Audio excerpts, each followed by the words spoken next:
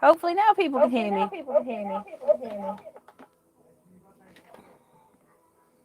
And the echo. I'm doing well this round. You've got to admit. Me and technology not always working, and I've lost YouTube dashboard as well. There you go. Nope, that's the wrong one. Other one. I think for safety's sake, I need to switch my speakers off. Hopefully they'll be safe there. Right, hold on guys, let me find my dashboard. There you go. Yeah, it was a nice little echo, wasn't it, Don? I was trying to replicate what I got last time, but decided this time to shut it off. Any background noise, guys, my neighbours are out enjoying the rare sunny weather, so one of those things. You might be able to notice that I can never do the pointy thing on these. Over there somewhere is a new t-shirt design done by our very own Emma Judson. Yeah, sorry, I've got the delay and I'm getting to see myself do stupid things. Anyway, Emma's done that one for us, so we get to see something we can just wear and have a go at people who buy things. Chiefly, we're thinking about, when you go to like fairs and stuff, to try and hint to people that maybe they shouldn't bring a goldfish home.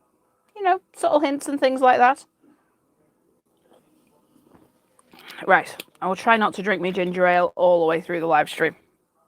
But, no promises. No promises at all. Okie dokie. Yeah, I know, Miranda. Other way. Right. Well, Miranda's on. I tell people things on live streams. It seems like a really good idea. That way they can't yell at me too much. Fingers crossed.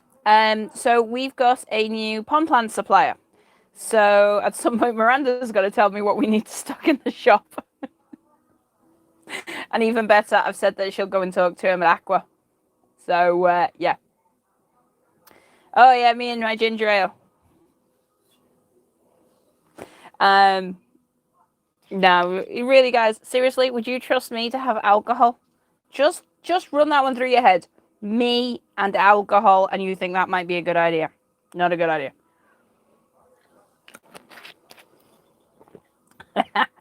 Miranda's going to kill me at Aqua. I genuinely believe I'm going to die at Aqua. Yeah. Anyone who kills me at Aqua has to deal with sorting out my fish, though. All that sort of thing. What I'm trying to do, trying to look around the camera. I've got the questions that I got everyone asked on the thread I put up on the group. There you go. Some we already answered. Some we decided to just, guesswork. That would be the Brexit ones. So feel free to drop questions in the comments on the live stream. If I die at Aqua, can you have my... Yeah, if I die at Aqua, Don gets my 7-footer.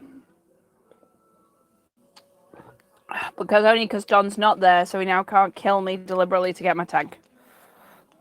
But if you take my 7-footer, you've got to deal with all the pile of glass around the back of the fish house. Because it's not fair on, if I'm dead, my parents having to deal with it. So there's a pile of glass around the back of the fish house that also has to be dealt with. Yeah. You can also make sure my soft-shell turtle gets a good home. I love the fact that I am planning my funeral, basically, or what happens after I'm dead, on a live stream. It's a good plan. So, guys, yeah.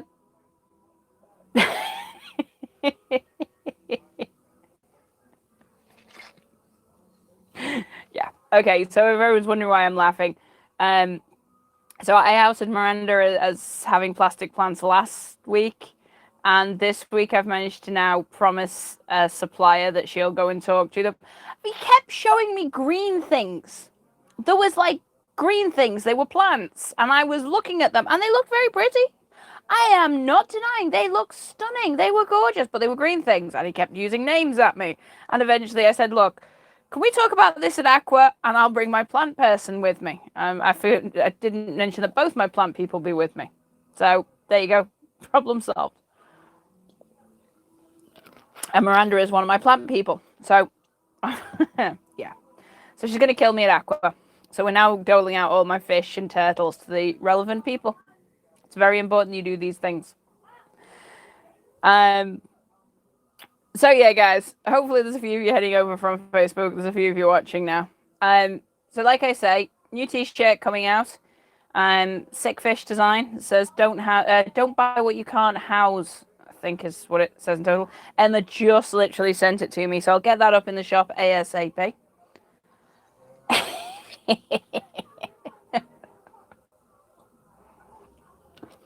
Oh, come on, guys. Everyone gets to laugh at me every week. I am sharing the love. I'm sharing the enjoyment. So we had quite a few questions come in that were some really, really good ones. But I promised you a rant. Promised? Threatened? Threatened might be the word. And by the way, you can't see it. It's really annoying. I've got a new microphone coming tomorrow. Arriving tomorrow. So I'll be back to my usual thing. So then you'll be able to see my wonderful T-shirt. But it's the one that says, warning, we'll talk about fish at any time. And you can't even see it. It's not fair. Anyway, it's nice. It turned up. It's nice. Don't worry, guys. It comes in more than just bright pink. Have I managed to get a still keep a label on me? Yeah. There you go. Never good to leave the labels on things. Like I say, people get to laugh at me every week. So one of my rants was, I described it as pet keeping via Chinese whispers. And what I mean by that is one person says something and someone else interprets it and passes it along, and so on and so on and so on.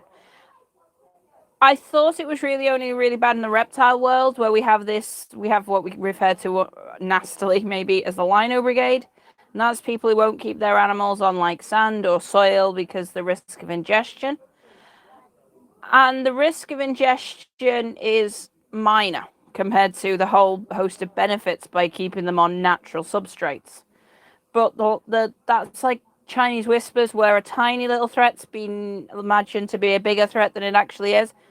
And I'm finding that now in fish keeping, that one person will say one thing, like such and such is good for a certain fish. And by the time it's gone round, it's the only thing you can feed any fish in the world. And it's starting to really wind me up. So please, people, if you are offering advice, at least have a basis for it in your own mind. If you are taking advice, ask why. Sorry, shouldn't drink fizzy ginger ale while I'm on live streams.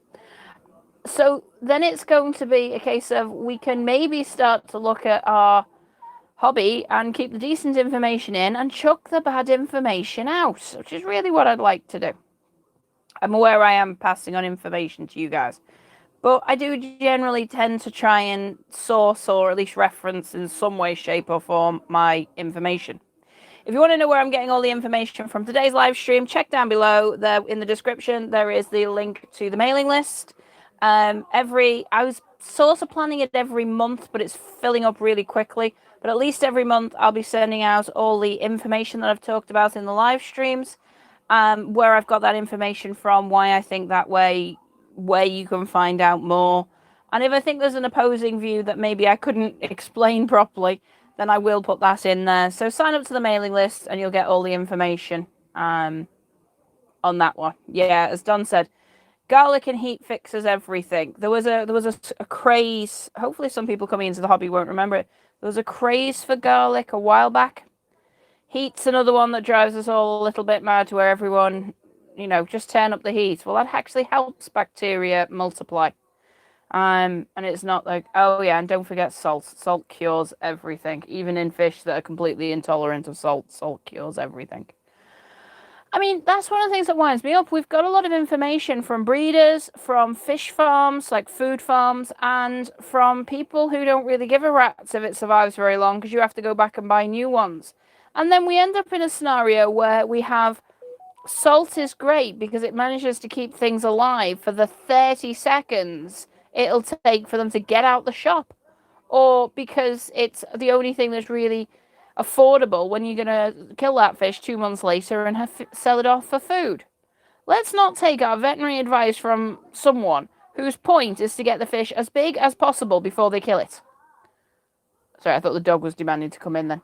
So we need to start being more selective about the advice we take. The problem is there's no great research projects going on into most tropical fish, although they are getting more and more common. I am trolling a lot of PhD theses, some of which I really don't think should have ever been submitted as PhD thesis, but it's at least a start. Okay, so please, when giving information, know why. When taking information, know why. Ask questions, especially of yourself. Always, yeah, question everything. Toddlers have got it sound. They ask why, and then when you tell them, they ask why, and then and it goes on. And I think they've got a really good attitude to it. I think maybe we need, as adults, to phrase it better. But if you've ever had a toddler following an adult around going, why, channel that inner 2-year-old with that constant thought of just asking why, and do that yourself, but just politely, and don't get yourself banned off the group. Yeah, great example, Don. Don said it'd be like taking veterinary advice off battery chicken farmers, and that's pretty much what we are doing. I'll tell you one thing about salt. There was a study done on whether salt could cure white spot. And the studies found that salt was a very good treatment for white spots, and everyone the world over who knows me has just gone, what? What the hell is she talking about? It's actually not. The study was really well done on mollies, which, if everyone remembers, are a salt-loving fish anyway. They're brackish to marine, the species that they used. So they went freshwater fish. The study was done to see if it could reduce mortality in fish farms without using expensive medications, and it did. It reduced mortality from 87% to 80%. So 7% more fish survived. And then the fish were killed 2 days later to dissect them and see what had happened to the insides because of the white spot, not the salt. Yeah, I think I'd rather a much better survival rate than 80% deaths in my it reduced mortality from 87 to 80%. So you're saying if you want to use salt, make sure you're killing your fish quite soon afterwards. Make sure they're mollies, and you're still going to lose 80% of your fish. Or, I don't know, you could use a medication. But who am I to say medications are the way to go? Seemingly they're bad chemicals. I won't do my dihydrogen monoxide rants. I think everyone's heard that one. So let's have a look at these questions we got. We'll wander down the list of them. There were some that are a bit... so Bronwyn asked for DIY snail traps. Lettuce leaf. Lettuce or cabbage leaf. Leave it upright in the tank overnight. Sometimes if it wants to float, just drop a stone in the middle of it. A lot of them will land on it, and then you can just lift it out and throw the whole lot away in the morning. You may even find some fish will go and have a nibble. Make sure it's well washed, though, because sometimes the outer leaf of the lettuce might have some pesticides on it. Might. Very doubtful, but might. So just give it a quick rinse. Chuck it in. One of the better snail traps. Disappearing opistos. It's the female that you're saying is missing, Daniel. In which case, she might be holed up with eggs. She might have died and be behind something. There's so many variables. She might have died and have been eaten by someone else. The problem with cichlids is they will beat each other up. So one might have killed the other, and then you've got that problem. Or, like I say, she might have sealed herself in a little cave somewhere and be guarding fry. Really is a hit and miss. I'm going to ignore Brexit. I'm going to ignore what the shop said. Which sort of, sorry, I'm not going to ignore what the shop said. I'm going to go back to ask questions. And let's be completely honest. I know some absolutely brilliant people who work in LFS. One of the modmins, Ben Barber, he until recently worked in an LFS. I could go through a whole list of people who have or haven't. James used to own an LFS, James Stoddart. Simon Morgan is one of our regular contributors. He worked there. It goes on and on and on and on and on. So it's not that I don't trust people who work in LFS. Some of the people I actually go to for advice work in LFS. However, you might be talking to the Saturday lad. He doesn't know one end of a fish from another. He couldn't tell you the difference between a guppy and a goldfish. He is getting minimum wage and he wants to go home now. He's hungover to hell, and you're asking him really awkward questions. It's then that time you need to start asking why. Why are you saying this? What do you mean by that? When can I do that? And really, drive it down. Daniel's just asked if she was guarding, as in the opistos, would the male stay near her or not? The problem is, if you had a wild caught pair, probably. If you've got a farm bred pair, who the heck knows? Rams, for example, have pretty much lost all their parental skills. Which then goes to the question above. They had a ram who killed 2 female rams. Yeah, I'm playing a tag with giant cribs right now. So I bought a pair. The female killed the male. So I bought a new male. The male killed the female. And now the male's still on his own. So I don't know whether I'm going to get another female or not. But I definitely need to do something that doesn't involve fish getting killed. It's difficult to say. I mean, what is the male doing? If he's out patrolling and doing absolutely nothing, then sadly she's probably died somewhere. But don't give up hope. They do sometimes pop up, but it's very possible that she has. Alex Weaver, I'm gonna come back to better care. We're going with better. And the reason we're going with better is, as Sue said, David Attenborough said better. So please argue with David Attenborough and not me.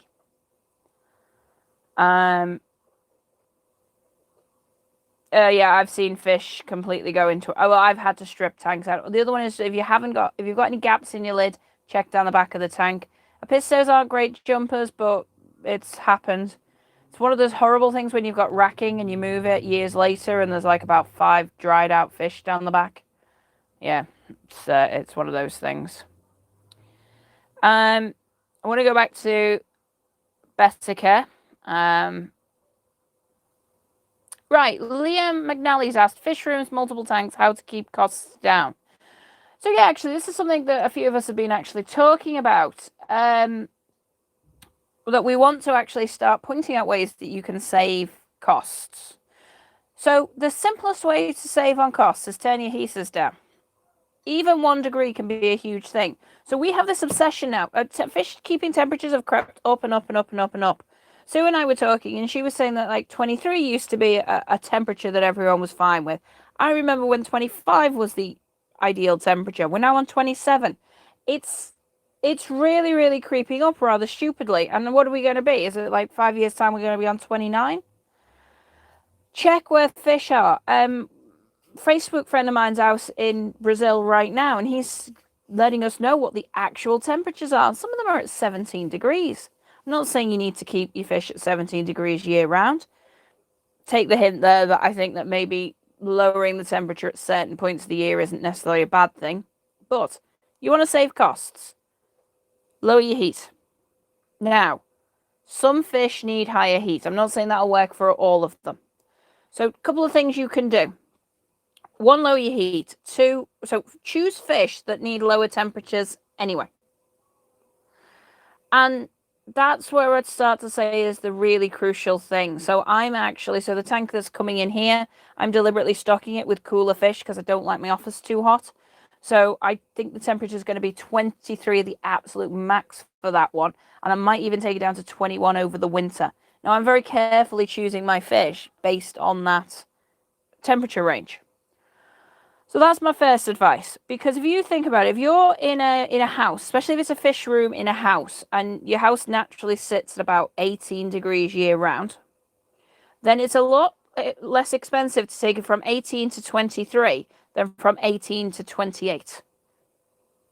You might say it's double. Well, it's actually going to be more than double, because the hotter something is, the faster it loses heat to a cooler surrounding environment. So moving it from 18 to 23 will be far, far cheaper than moving it from 18 to 28. So that would be my first thing. Lower your temperature.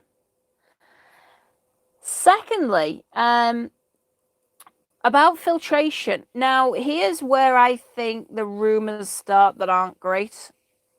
A lot of us, I used to be one. A lot of fish keepers used to do it. We used to run them on air ring mains, and that used to be a big, big piston pump. The piston pump would then power air around a central PVC piping, and from that you'd tap off and you'd have all air filters. That used to be the way to do it.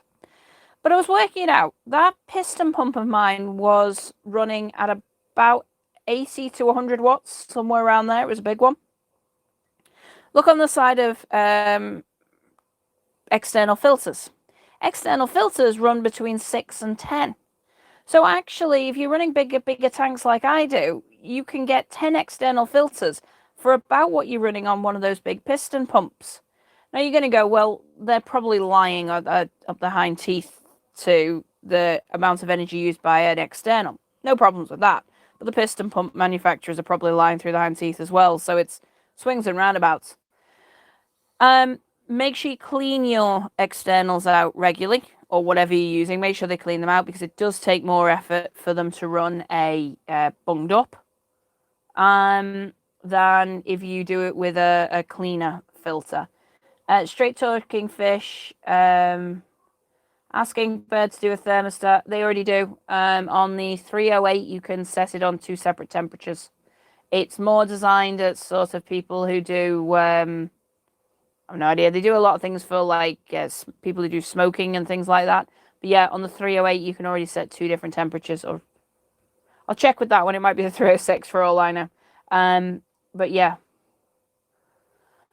So yeah, that's the other option, sump pumps. So if you're sumping all your tanks, just one pump in it, it's nice and easy. The biggest cost in fish keeping for your Alecki bill is going to be heating. So just lower your heating. Pick fish that like lower temperatures. Double check that the fish you've already got aren't perfectly happy at lower temperatures. And go from there.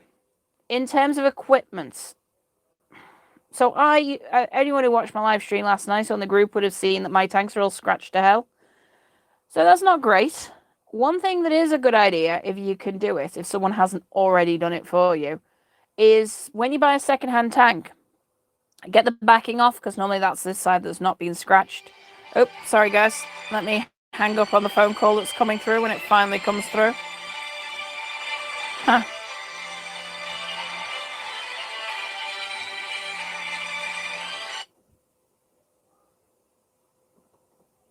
Okay, has that cut me off or not?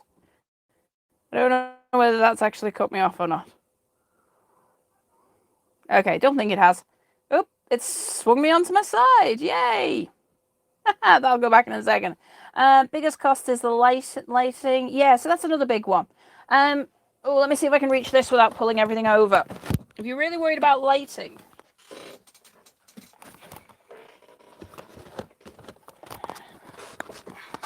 let me put my microphone back on.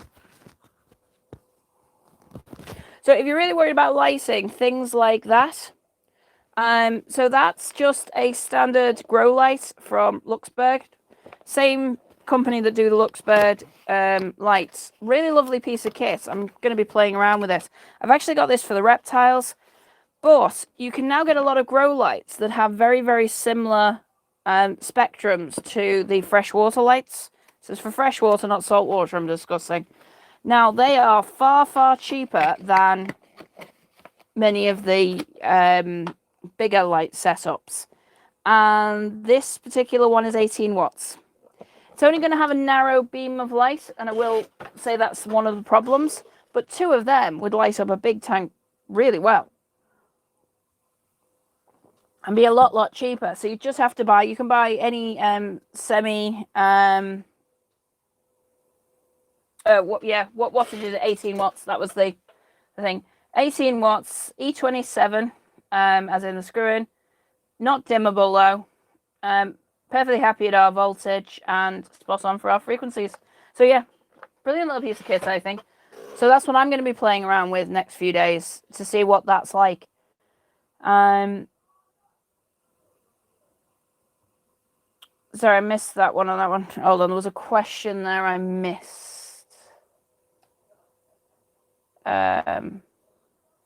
How do you empty the external filter of water to clean it? Okay, so that's a nice one. Nice easy one. So when you undo the external filters, where the pipes come in, there's normally a switch. That is normally a thing that you can pull over to disconnect the pipes. Normally, if you're going to take it part way, it just cuts them off. Then just lift the top up, and I just pour it into a bucket, to be completely honest. Or, depending on how close I am to one of the drains in the fish house, straight down the drain.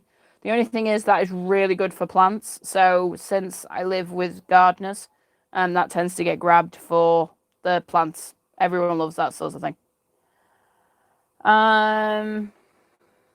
Yeah, Dom's dealing with that one. Thank you. Yeah, so that's the thing. I do like those lights, but they don't look as nice. So if you've got like a display tank in your living room, it's not going to be ideal. I am looking at those for reptiles and for fish house tanks, but I'm going to see what they're like. I've got a lot of projects where often I find the lights that I'm looking at don't work, so I'm moving on to that one. But yeah, saving costs. If you want to save on your electric bill, lower your heating, change your lights out for LEDs. I don't believe in this whole lights are for us, not the fish. I think more and more we're finding that fish actually do need lights for various things. Alan just said it's not the 308 ink bed that has two separate things. It must be it's one of them. I remember when I was playing with it, you could have two separate temperature settings. I will look through and see which ones it is. Change your lights for LEDs. I do think we need lights, but maybe we can reduce on there. But like I say, don't be afraid to look. Don't be afraid to work out what range of lights you need. I mean, reptile keepers, we do it a lot. We work out the range of lights we actually need, and then we go out and cheap out and buy those. So halogen, tungsten halogen are the big thing, big range in for reptile keeping right now. So for that one I'm building over there, I'll have a tungsten, big one, UVB in two places, LED, just to provide physical light. And then I'll have concentrated heat spots for the reptiles. So if any fish keepers whinge about the lecky bills, bugger off. Try keeping reptiles. Other things you can do in fish rooms where you've got multiple tanks to keep the costs down. Buy expensive fish. I'm not being sarcastic there. I think one of the biggest costs I see for people is buying cheap fish and then having to either treat them or replace them. Spend less money, buy fewer fish, buy better ones.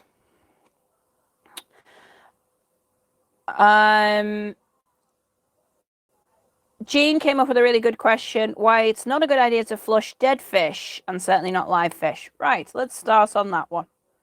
Tiny rant. What am I doing for lights? Sorry, before I go on that, what am I doing for lighting on the 7-footer?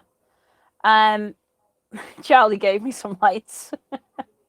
I'd love to claim I had some really simple. I mean, don't get me wrong, it was a brilliantly cheap option for me. Charlie said, do you want these lights that I've got here? They're only sitting in my garage. And I said, oh, yeah. And they're right now on my one of my 5-footers. So what am I doing on my 5-footer? I think I'm probably going to be looking at those light bulbs and see whether they'll run the whole lot, because I need plenty of I need plenty of algae on there, because there's a lot of algae eaters in that tank. So that's one of the things. But yeah, that's a really, really cheap way to pick things up. Talk to your fish keeping friends. It's really brilliant. It's amazing.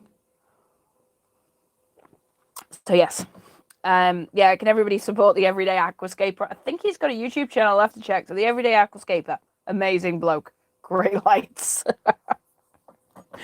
If they don't work, pass. Yeah, so Straight Talking Fish has said one of the cheap things is running and treating a small quarantine tank. Definitely treat it cheaper than treating a huge display. Yeah, so much so. And have meds to hand, because often you've got to pay extra to get them overnight. Speaking as someone who ships meds overnight, £7.50 is the cheapest I can get them out to you. So it's really worth to have them to hand on that sort of thing. Jean saying lights go on and off according to daylight hours. Now, because I'm a bit of a night owl, mine are offset from daylight by 4 hours. So they go on 4 hours after daylight and go off 4 hours after dark's arrived. Just purely because I like to be able to go in overnight and see my fish. So if I find research that says that's a bad thing, I will change. But for now, that's how it works for me. So, flushing fish. It's one of those things where it winds me up something chronic. So it's one of those things that really winds me up something chronic, flushing fish. So let's start with actually the worst one, flushing live fish. How the hell does anybody think that that's the kindest option? I've had people say to me, because like, if people say to me, how do you kill a fish? I'm a believer that blunt force trauma is probably one of the quickest and easiest ways to kill a fish.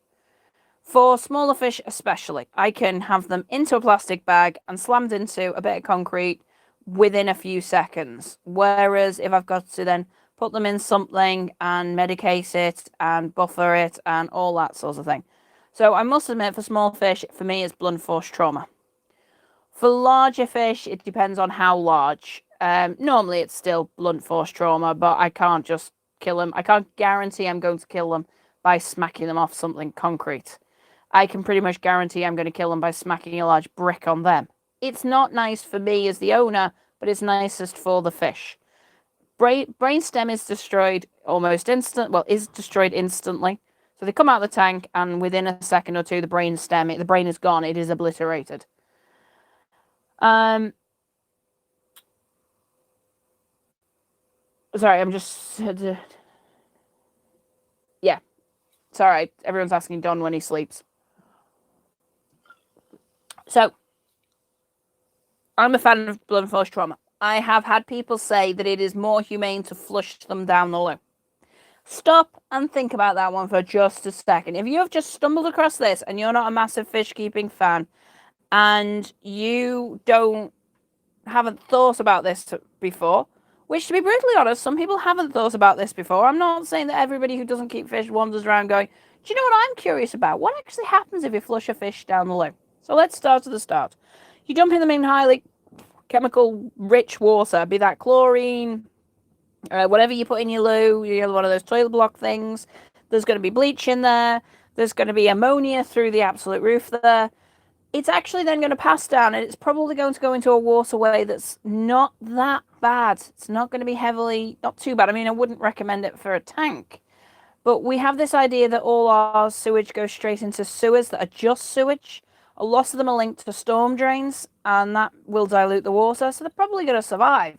Their gills are going to be burning, they're going to be in agony, their slime coat's going to be stripping off, but hey, they'll survive. They're then going to end up if we are lucky, they're going to end up in the sewage treatment works, where they will end up being collected on a grill along with all the toilet paper and solid masses, at which point the ammonia will rise high enough to kill them. This can be hours or days before this occurs. That's if they get caught. If, however, it's winter or it's flooding or that sort of thing, there is a likelihood, not a high likelihood, but a likelihood that the sewage may be released. Remember, not all sewage in this country is treated. A certain portion goes straight out into the rivers. If you don't believe me, join a Surfers Against Sewage campaign, or go paddling in any of our rivers. In which case, they will end up in the rivers of England. Now, why have you just got rid of that fish? Does it have fish TB? Maybe. If it's a sick guppy, probably. Does it have camelina worms? Does it have white spot? Does it have columnaris? Does it have any of these diseases that can infect other fish that live in the rivers? And literally, you've just sent it out there. If you flush it dead, we don't have all the agonizing dying, but it still might end up in the river. There is a chance it can end up in the river. Yeah. Sorry, guys. I'm pretty gross when I describe things. It's going to end up in the river. Or might end up in the river. Sorry. But if you've got something like a bacteria on it, that water isn't treated well enough to remove all the bacteria. There's a slim chance that the bacteria can end up. In fact, there's a reasonable chance that some bacteria may end up in our waterways. Brilliant idea. Let's flush our fish. How about you just don't? I remember there's a program a few years ago that they'd been moving a fatberg from near, so frequently they have to go into sewers and move like fatbergs. Remember, you're not meant to put fat down your sinks either. And in the fatberg, they found an Oscar. It was actually trapped in there. And the interviewer did say to him, was it alive or dead? And the guy didn't answer, which always made me wonder, wouldn't he have just said it was dead if it was? So I wonder, was that Oscar still alive when they found it trapped within the fatberg? Which is a bit gross to think about. But anyway, don't flush fish. It's illegal. If you've got no other reason to do it, it's illegal. Oh yeah, our fish could probably get Asian columnaris. Columnaris is pretty ubiquitous. The only thing is it's temperature dependent. Now that means that no, if global warming buggers off, but look at the heat we had this summer. I reckon our rivers would have comfortably been I reckon our summers would have been comfortably warm enough this year for Colmenares the Asian strain to thrive in our rivers. And that's when our fish are already under stress anyway. So yeah, I reckon we'll see more and more of it. I don't think it's our fault. I think as fish keepers, it's our fault. So yeah, from one of my little things is please keep your water to yourself. I mean, I'm even of the opinion if you have very sick animals in your tanks, that water shouldn't be going down the sink.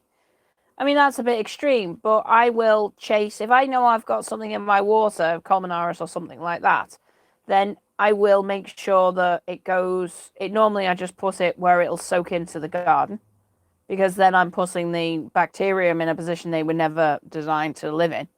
So that's going to kill that off if it stays in the garden area enough. I don't live anywhere near a water table. I'm fine with that. I do have about 500 yards, 800 yards ish that way. I have a river, but interestingly enough, that then goes straight into a sewage treatment works. So even if something did, so if one bacterium did survive, then that would then end up being treated again. So I'm quite lucky any water that goes off into my garden. But if I've got something sick in my tanks, I'll chase the water with something that I know will kill that bacteria. And it's a lot easier to do that than it is to actually treat fish. So there's piles of stuff you can send down your drain after that. Or if you're taking it out in a bucket, mix up in the bucket. Anything that really swings the pH, it'll do it. Yeah, Jean's saying the same thing. Used tank water goes into the garden and water, but yeah. Now any bad bacteria there will remain within your garden and stuff, and you go, oh no, I don't want it to. Well, there's absolutely no chance your roses are going to get infected with Colmenares. So it's by making those changes that'll kill the stuff and make sure it doesn't go into our waterways, which is crucial. Unless you live right on the banks of a river, then that's slightly different. Okay, what other ones did we get? Yeah, Matt quite rightly suggested more insults to Don. Yeah, that's guaranteed to happen. Alan, you asked, how does a sump work without flooding the whole house? So what you do with a sump is you have a weir. So on mine, I have standpipes that come up. But I have basically a sheet of glass that goes almost to the top of my tank inside. So inside, I have like a little box of glass that goes all the way nearly to the top of my tank. What that means is the only stuff that can go is the stuff that overtops that weir. So if I fill my tank right up, I've got about 1.5 centimeters of water that can go down my weir. And down my standpipes. When that all drains down, that doesn't overflow my sump. So even if everything stops working, the water that flows down won't overflow my sump. So that then gets pumped back up into my tank at the other end. Daniel's saying, totally off topic, but Miss Tom, he's okay. He'll stream soon. Yeah, he will. We'll make him get on there.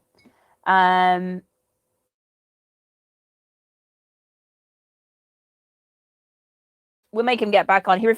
And it hasn't arrived. That's the reason we've had to change stuff. Tom's t-shirt hasn't arrived yet. The absolute latest date it can arrive is Monday. If it doesn't arrive on Monday, I'll have to get my money back and send him a new one from the better supplier. The more local one. Sorry, Dan. It's butterfly, one of the butterfly cichlids, Tementii. If Sue's around, she'll know the full name. Hold on. I'm going to have to Google this now. Sorry, guys. It's one of those species that butterfly, no, not butterfly fish, butterfly cichlid. Google trying to guess what I want. Oh, great. Now I'm going to have to try and pronounce it. Anomalochromis tomasi. Anyway, just Google African butterfly cichlid. Lovely little fish. Love those guys. I picked up 4 of them a while ago. Completely different growth rates on all of them. So I've now got 1 really big one and 3 much smaller ones. So yeah, they're absolutely great. And no one guessed on that one. I think I'm quite liking all the topics we've had lately about underrated fish. I'm loving them because I think it's great that we're telling each other some fish that are brilliant. I mean, there's little Thomasai. They as long as you've got soft water and you're willing to feed them the right stuff, hey, they're happy. It's they're more than happy. And yet we stick to the same old fish coming in. Much rather have those in a tank than cribs, and I'm a huge crib fan. So yeah, right, back to the questions we had on Facebook.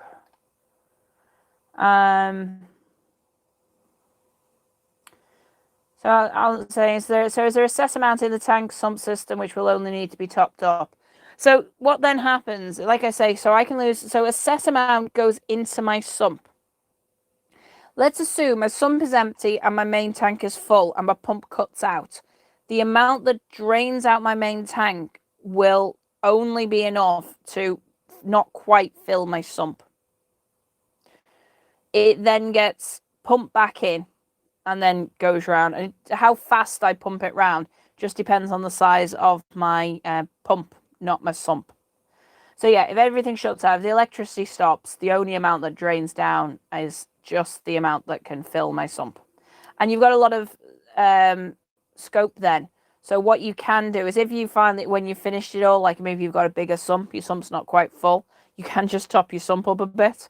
But yeah, always keep it so that if it drains down, it's not going to flood your whole house. It's not like your entire tank will go.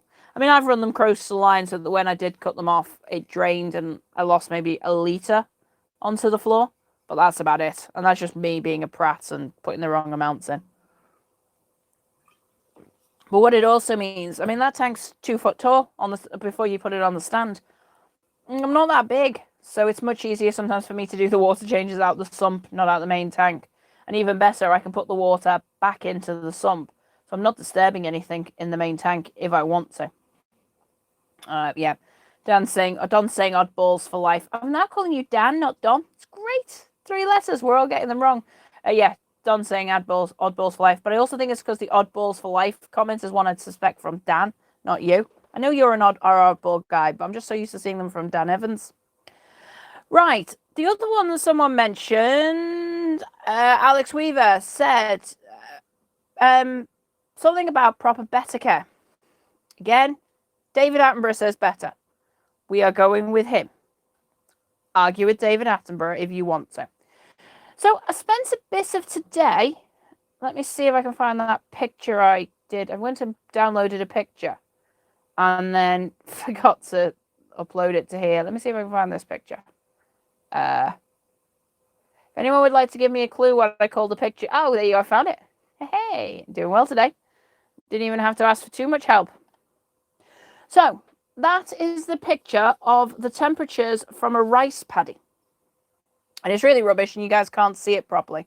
But the green line is the minimum temperatures, and that's over a year.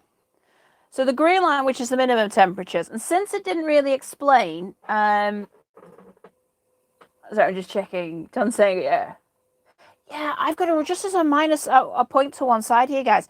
I've got a real problem with my modmin team. They're all tall. I'm only tiny. All the lads are. You're about my height, aren't you, Miranda? But yeah, all the blokes on the modmin team are towering over me lately. Only tiny. I'm 5'7" 3/4" according to the Royal Navy, just as a point. So I'm not that tiny, but yeah. Don saying David Attenborough's probably senile by now and he's pronouncing it wrong. It's better now. In my world, it's now going to be better from now on. Mostly because it annoys people. Right, so back to what we were talking about, proper better care. So what we're looking at this graph. So one thing, let's start with the basics. Space.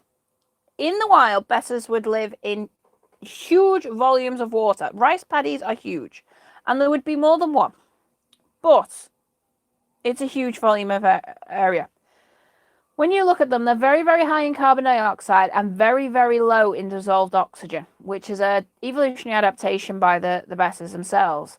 And what that means is other fish would die or very, very close to dying. Yeah, sorry, it was the comment. Charlie's a giant. I had this really, sorry, I keep getting sidetracked on this one. I had this really weird experience when I went down to to view an aquascape, and it was for the homeless charity in Oxford.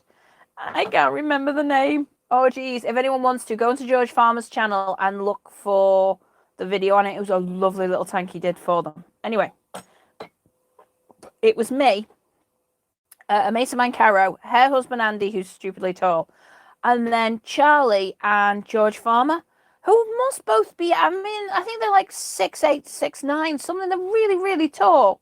And they're having these conversations which are literally just above my head. And it was like every so often I was like, down here, hello, down here. Both lovely guys, but it made me feel like a midget. So yeah, Jean, we do. We either need stretching or really, really comfy high heels. That would work. Or maybe like mini stilts or something. That would work as well. So anyway, back to fish. Back to fish, which we're all talking about. So we're talking about, though, here's one point, right? I'm going to start right at the basics. We don't know what Betta Splendids are. There you go. We suspect they're hybrids. They've been bred for so long for the fighting abilities, and locally, legend is that they've been bred across 3 or 4 different species anyway. So you say, well, the easiest thing is get wild ones and check what their genes is, and are those pet ones similar genetics? Except so many farmers have released poor quality ones back into the wild that we don't think there are any wild ones left. We think it's just all escapees or deliberate releases. So it's probable that it's a hybrid. The good thing is that we still know where those probable parent species are. And it also means I can add them to my list of hybrids I don't really like. Although I still like electric blue Acara, so come on, I like some hybrids. I'll have to stop liking electric blue Acaras just so I can hate all hybrids on principle. But anyway, I keep better girls, so I shouldn't say that. So we know what the species are. We know what their range is. Now, I've focused on Thailand purely because there's a lot of research being done into the temperatures of rice paddies. And that gives us a starting place. So the first thing I did is I said, right, so let's look at the basics. What size tank do they need? Question is, we don't really know. We can't. That's an open-ended question. And with so many of them now being bred to have such big fins they're disabled, I think tank size is based on each individual fish, their fin shape. But here's a crucial thing. In the wild, we do not get high levels of ammonia. They can use their labyrinth organ to breathe, assuming that it doesn't take them so much effort to get to the surface that it's not really helping them that much. So you shouldn't have ammonia, you shouldn't have nitrites, and your nitrates should be as low as you can comfortably get them. pH. They live in generally soft water areas, and they do far better in soft water areas. So keep your KH as low as is comfortable. I'd say about 4. Any lower than that, you'll start to get an unstable pH. And, I mean, I keep my girls in about 6. pH of about 6. They love it. What's Miranda just said?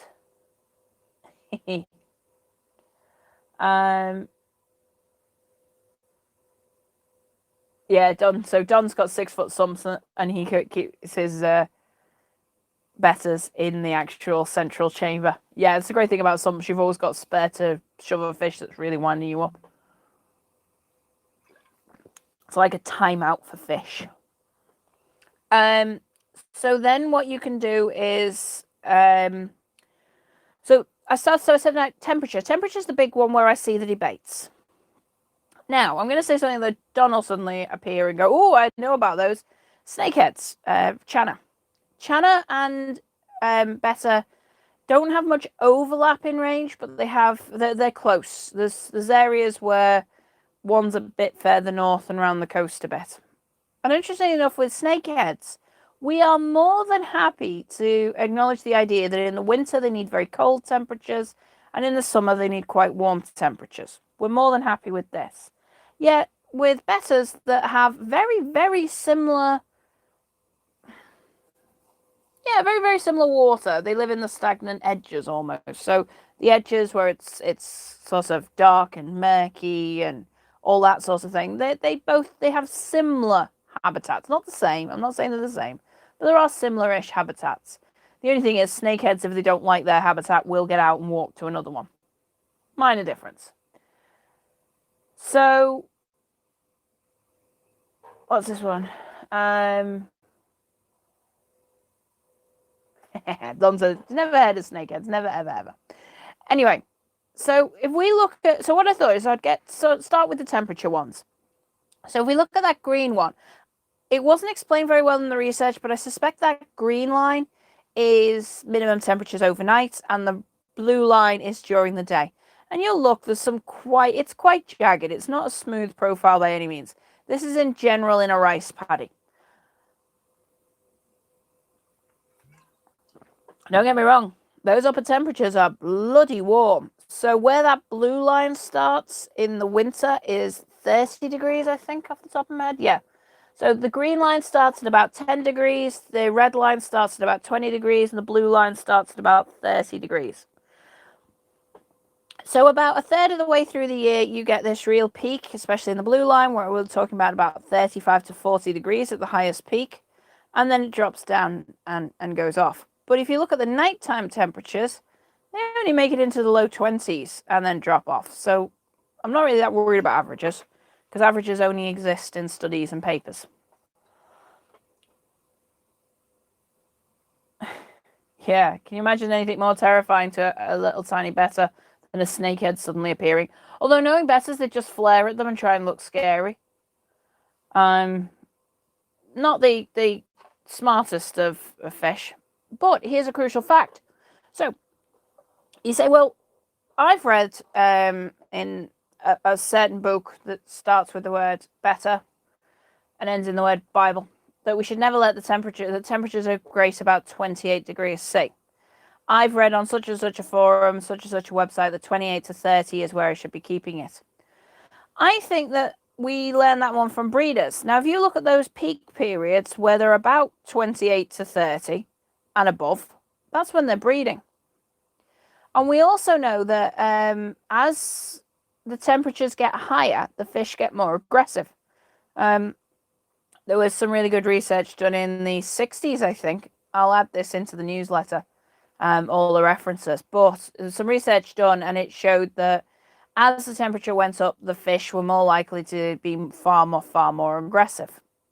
And that was then linked to breeding. The more aggressive fish with the higher testosterone levels and stuff like that would then be more ready to breed. So I think we have a peak temperature in the summer, or the warm period of the year. I think it then levels off, and I think it goes cooler. And I think it's warmer during the day than it is at night. And people may start to think this is really stupid, but I think that's what we're getting in nature. Do I think we should mimic this in the tank? I have views in both directions on this one. Interestingly enough, so I'm going to say, we know that fish age, and that may sound like the most stupid sentence you've ever heard, but it's not. Cellular aging is something that is studied. Now, some fish don't age, they just drop dead. So any fish that dies on its first spawning, so there's lots of fish that, lamprey eels is one of them, they spawn and then they die. Salmon, another great example, sockeye salmon and red salmon when you buy it. So the fish go upriver, they spawn, and then they die. Those fish don't actually show any signs of aging. They go, I'm healthy, I'm healthy, I'm healthy, I'm healthy, I'm breeding, I'm dead. Better, and to be honest, the bulk of the fish we keep, guppies are another one that are heavily studied, actually show signs of aging. All different ones. The lipid quantities change, the hormone quantities change, and crucially, the organs actually start to change, specifically the ovaries and the testes. They actually, at some point, stop working. And for betta, that's at about 30 months. But with a healthy, well-maintained diet, according to the study, they can live for many months afterwards. So these fish lived comfortably for 3 years. They lost their reproductive function at about 2.5 to 3 years. And then 3.5 years, they dropped dead.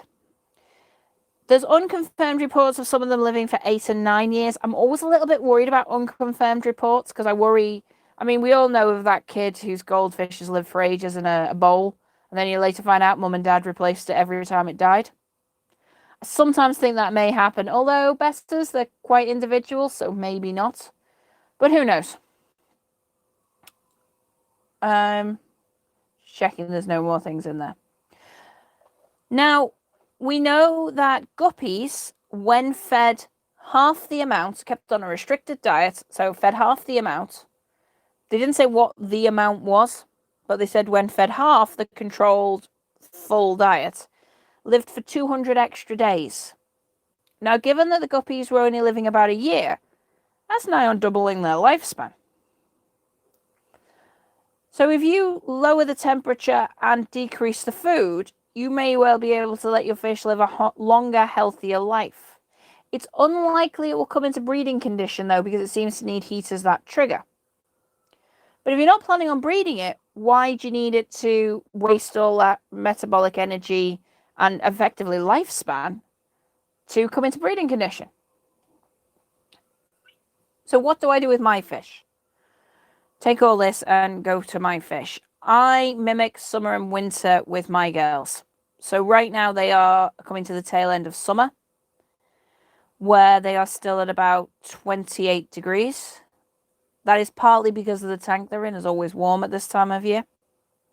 I'm now going to start dropping the temperature away, and first year I've decided to go this low. I'm probably going to start dropping it to a point where over the depths of winter, I'll be at about 21, 22, maybe 23. First signs of any problems, though, this stops. I mean, the official figures, I think, are 13 degrees Celsius. There's the lowest that Besser have been maintained with no visible ill effects. But that was like an extremes experiment. Below 13 degrees, they drop dead. So please don't go that close. I'm looking at a way, which is why when everyone said on the ink bed, I said I'm pretty sure it already does it. I'm looking at a way of setting it so that I have a lower nighttime temperature than I do daytime temperature. I don't think that's viable for all fish, especially ones that live in larger bodies of water. But crucially, there's an evolutionary adaptation with these guys that they live at the edges where there's next to no dissolved oxygen, which is why they've got a labyrinth organ. And the temperatures would fluctuate much faster. But it means those big predators can't come into the edges, except, well, snakeheads can, because they also can breathe from the surface. So, but a lot of predators can't come into these areas with stupidly low dissolved oxygen because they just suffocate. So we know that they live in the extremes, and that's going to mean those extremes of temperature. Now, you might say on this, well, that's a temperature graph for a rice paddy. It's not for actually where the fish live. I have got some limited results on where the fish live, but it's all to do with when they're nesting. And that's been the only thing. So they've measured the nests, how far apart the nests are, and then taken the temperatures. And that was the interesting one. That's all these research seems to be purely done on breeding and nesting values, which again links into the higher temperatures is when they're breeding. It's one of those areas I'm still researching. I'll be completely honest, because I'm the sort that I'm not willing to take anyone just telling me something. I have to get the numbers behind it. And I'm a bugger for questioning research.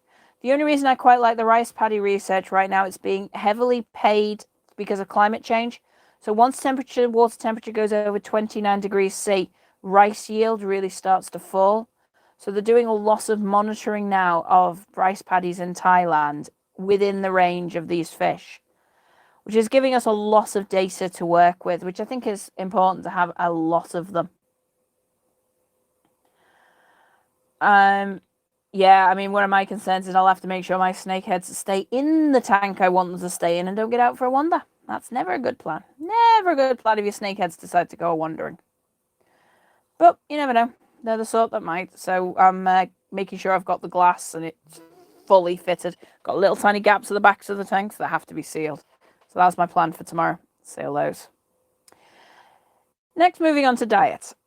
We are told that they only eat insects. That's the only thing they eat, and we need to therefore feed them a high protein diet. And I know a lot of people are basically feeding them beef heart or similar products. Now, here comes that problem of nobody's doing research on how to keep your pet fish alive for 10 years. So the only research I've managed to find is ones on improving them for breeding. If we use that, actually the optimum one was 35% protein.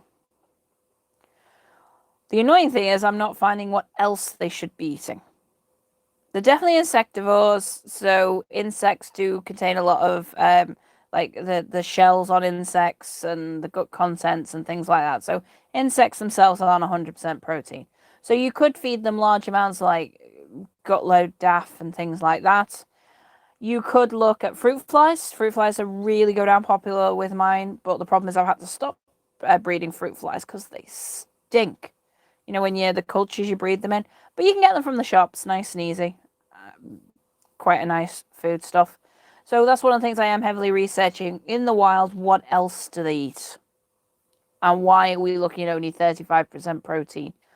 Or is that one study that showed that that's the best way to get them to breed talking absolute rubbish? One study did say one of the best things to feed them was apple snails, the meat out of apple snails. So, yeah, that could be an interesting one. I presume any snail will do, but it looks like the body of a snail's quite a good food for them. So, that's one of the other things. So, what am I going to try? What do? I keep my pH at about 6. I keep mine lower, actually. I keep my KH at about 3, 2 to 3, purely because otherwise I'd have to buffer up on those tanks, and I don't bother. I just do lots and lots of water changes on those. So, my 200 litre gets about 10 to 15% a day, just so I don't have to bother buffering. But remember, it's a fish house. It's a lot easier for me to do water changes. Sorry, guys, I'm all itchy today.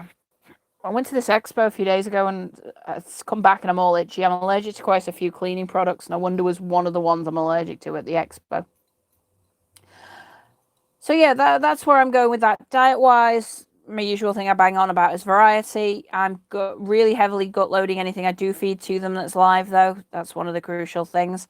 And I'm now going to start having research more into this, adjusting the temperature quite heavily for them.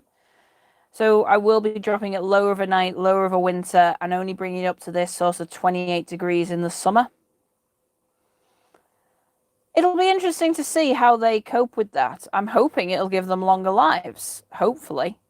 I've noticed more aggression between the girls themselves at the higher temperatures over this summer, so I'm hoping that by lowering the temperatures, I'll also lower the aggression.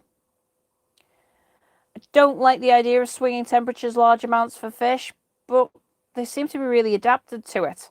My only issue is there's cories in their tank, but the cories will take the lower temperatures quite happily. So, yeah, it's a bit of a case of watch this space on that one. I want more research to back it up, but it looks like that's the way I'm going to do with that one. Right, any other questions while I find out, was there any other ones on Facebook? There was plants questions. I cried off them because, yeah. Me, plants.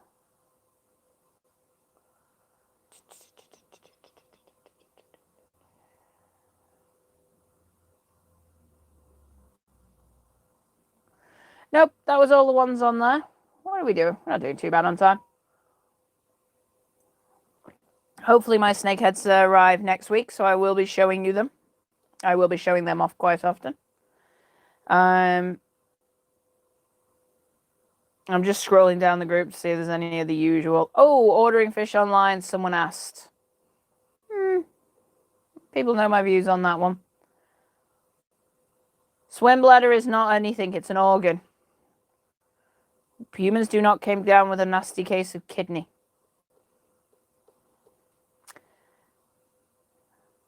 How many people know that most catfish are toxic, venomous?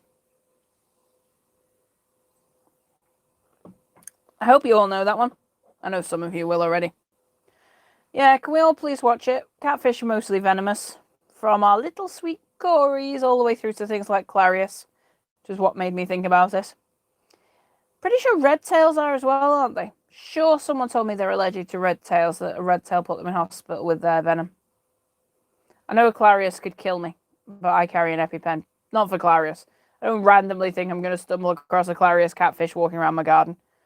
And I don't keep them because they could kill me. Don saying he's had a really messed up thumb once from being stabbed by a cory. Yeah.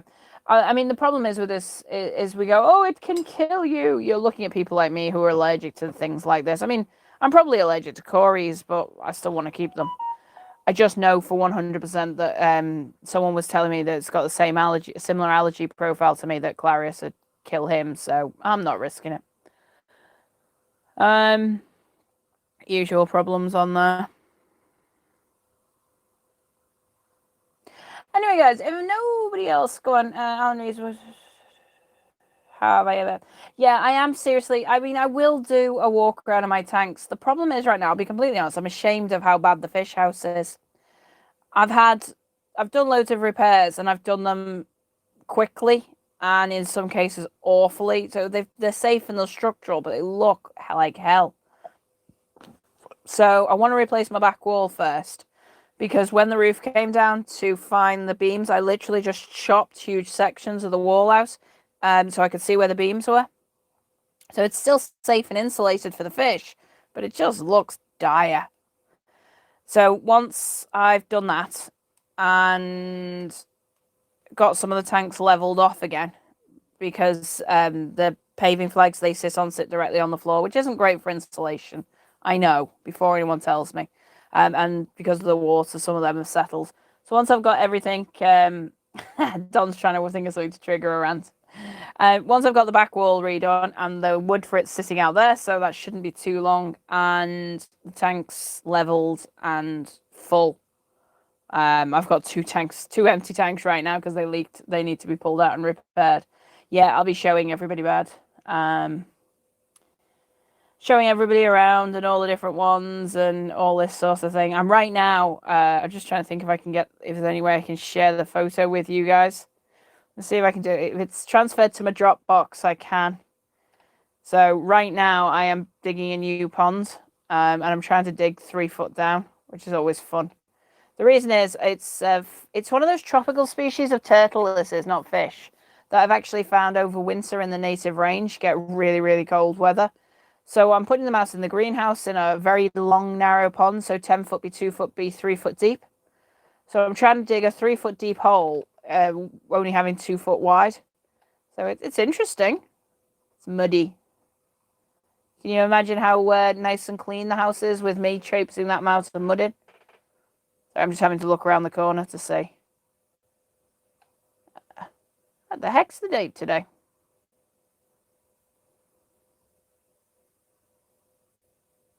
Yep.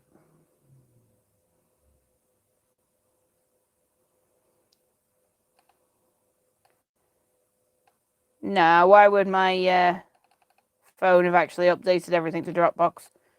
I've just got the last photos I've got are of an angry tortoise that I had to bring in.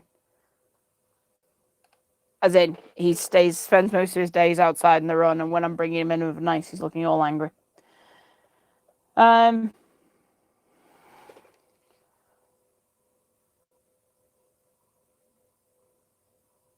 4.5. Yeah. So yeah, and I'll be showing you all my greenhouse and all the things out there. I do. Gene, naughty Gene, just says the word parrot. I said I didn't like hybrids before. So to give you a bit of an idea how my setup is, this is my office. I've got reptiles in here with me. I'm having the big tank in here. I've got a reptile run just outside my office for one of my tortoises, and he has a little entrance that he can come in and out. And I've got a little stand for him, a little run area right next to my desk. Not that he uses it. Stomps in, gets his food, stomps back out, but he's got the option. Then I've got a greenhouse attached to the back. Half of it's given over to reptiles, mostly turtles, and also my iguana and everything. But I've got one long bench with tanks on it. I'm just fitting in. I've had to pull all the benches out to dig this pond, and then I'm putting benches back, and I should have more tank space. And also things like my sink, because, I like to be able to wash fish poo off me. A bit of storage out there, and then I've got the fish house with everything in there, fish and turtles. What's the one fish I wish I could keep but don't? Ooh, there's so many. I think that's my problem. Really, really is so many. Yeah, that's the problem. There's so many I want. Couldn't tell you on that one. I think there's a million fish I'd really like. I'd really, really like a tank big enough to have a lovely big school of geophagus, and really see natural behaviour. But the problem you've got with them is if you want plants and anything else, they just dig everything up. I think I'd like a tank. I mean, I think if I ever move to a place where I can have tanks in the house, I'm not doing the water changes. I'd keep I'd get like maybe a 10 or 12 footer and have a big area for Central American cichlids, because some of them, if given a big enough tank, oh, the colours on them are stunning. I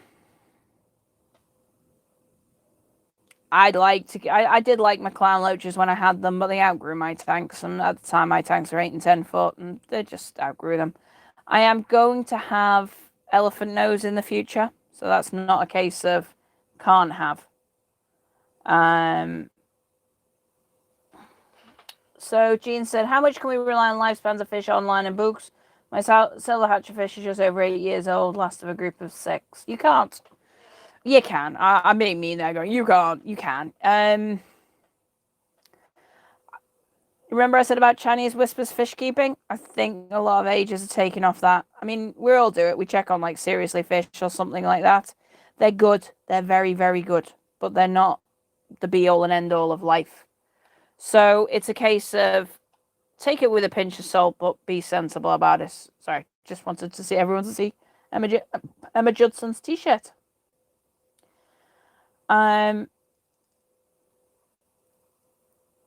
So yeah, it's one of those cases. Take them with a pinch of salt, and remember the average lifespan. Lifespans change quite drastically.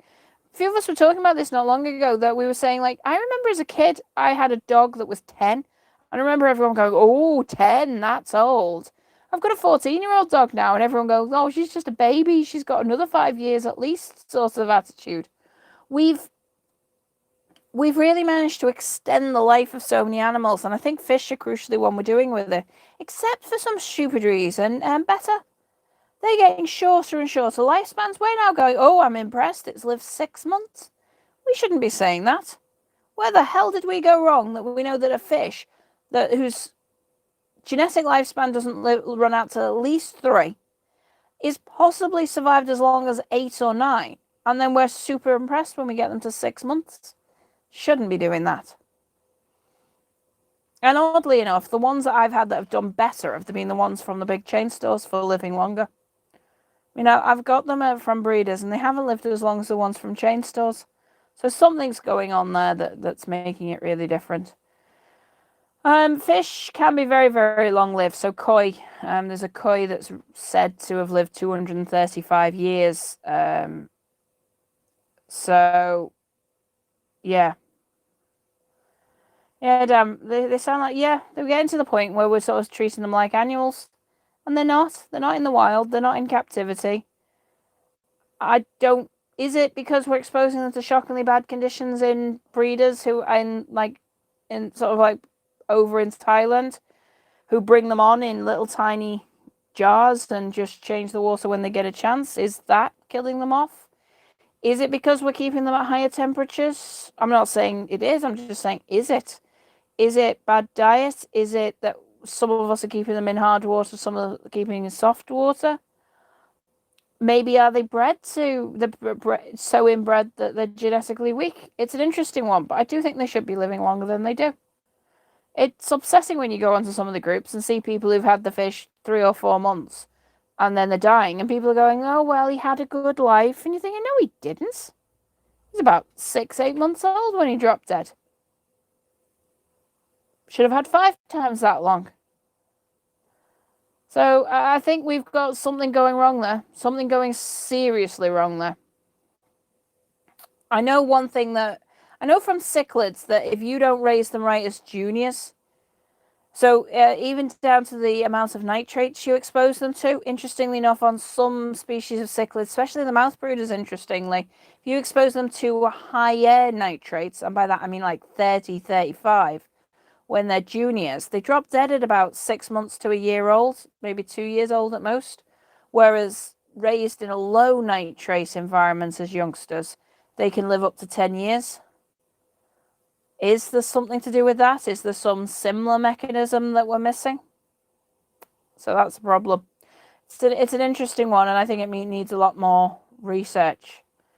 I think the first start is asking round, but equally, and I will say this one, don't ever beat yourself up because your fish dropped dead young.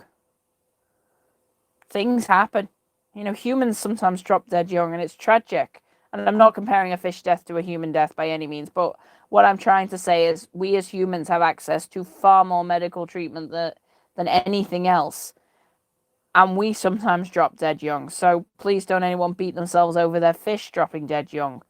Things like that can happen. If multiple fish drop dead, then start being more concerned. But yeah, I don't get what's happening with the loss of the, I'm going to call them cult fish. Did anyone see the article, The Life and Death of an Insta Fish? It was all about Frank, King of DIY's fish. It was a good article, well written. But they were talking about how we're now bringing on fish for their looks and what we want from them, not for health. And we may... Have we got away from fish being actual animals? There's a thing... Mini rant, sorry guys. Scale babies. Please stop it. Please. And it sounds like a bit of a me being pathetic, going, oh, you shouldn't call them scale babies. But let's primarily think that is a fish. It's a fish first. It's a pet second. It's whatever you're anthropomorphizing it to be third. Please, please, please always put it as a fish first.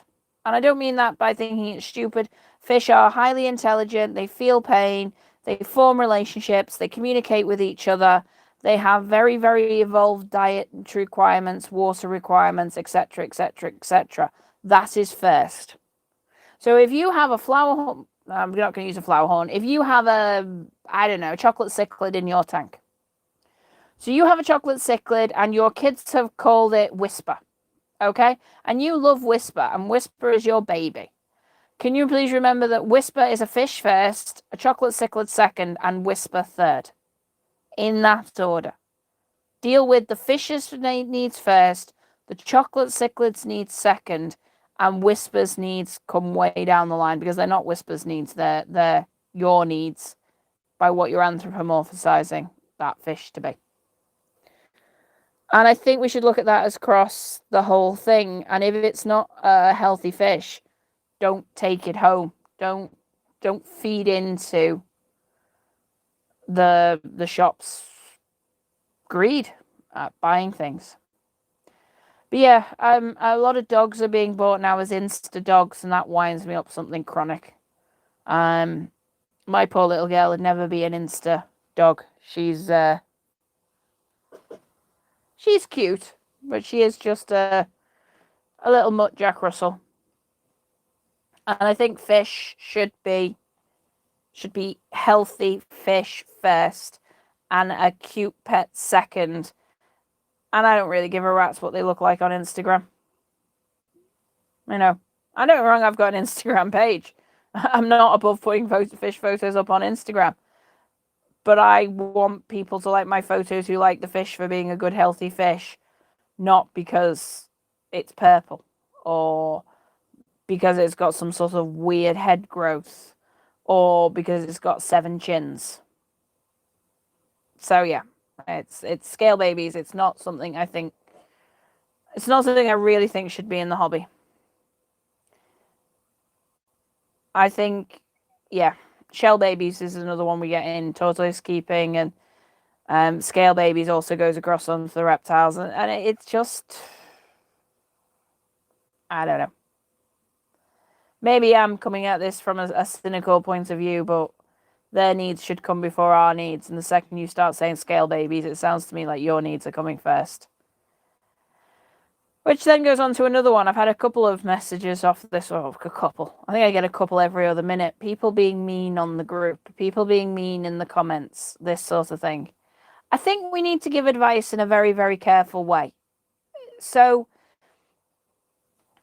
okay, a little bit of... Let's go play around in some pop psychology. You guys, when you describe yourselves, bulk of you decides. If someone says to you, so you're at like a business conference and you get chatting to someone at the back, and you're drunk enough to no longer be networking, you're just actually talking to people, and someone says describe yourself, and you go, well, my name is, and then you'll start to come out with things. You don't need to describe yourself physically, so you start to describe what you align yourself with, and the bulk of us will at some point say we're fish keepers. 10 years ago I would have said I was a kayaker. That was because I paddled full time, and that was my entire life. I still kept fish even then. I define myself as having sailed twice around the world. That's something I'm really proud of. 3 years ago, I would have defined myself as being a PhD candidate. Now I'm out of uni, I don't. But we'll probably define ourselves as fish keepers. That puts a certain amount of our identity is bound up in being fish keepers. So then if someone tells us you're wrong, your whole identity is wrong.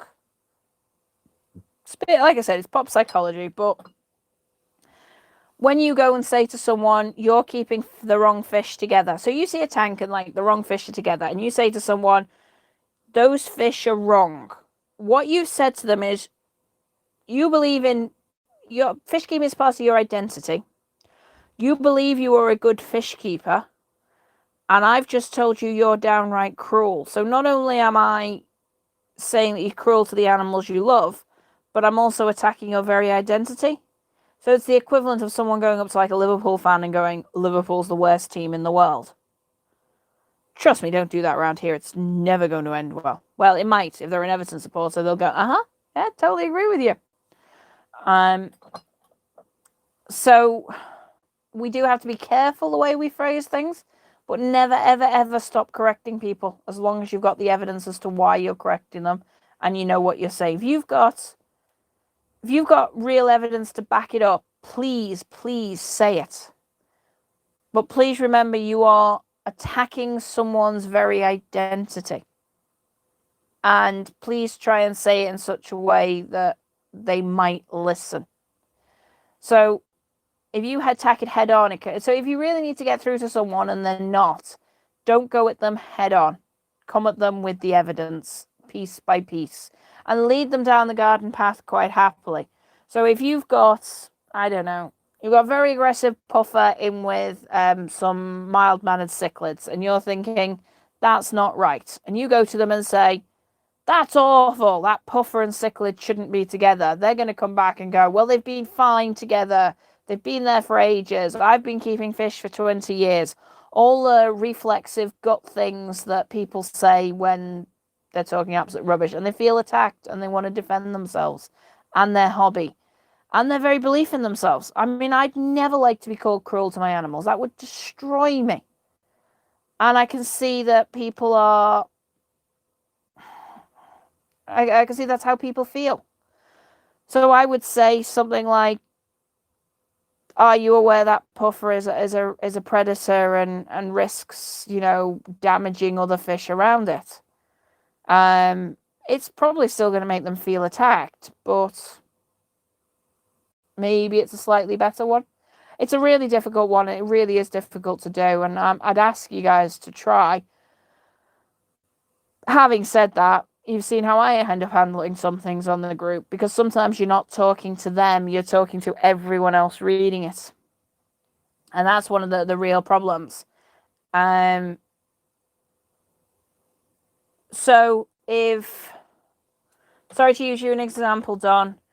If Don was on the group and he had clown loaches in a 2-foot tank, and he wasn't listening to me, I would still say it is cruel to keep clown loaches in a 2-foot tank. Probably once I was aware he wasn't listening to me.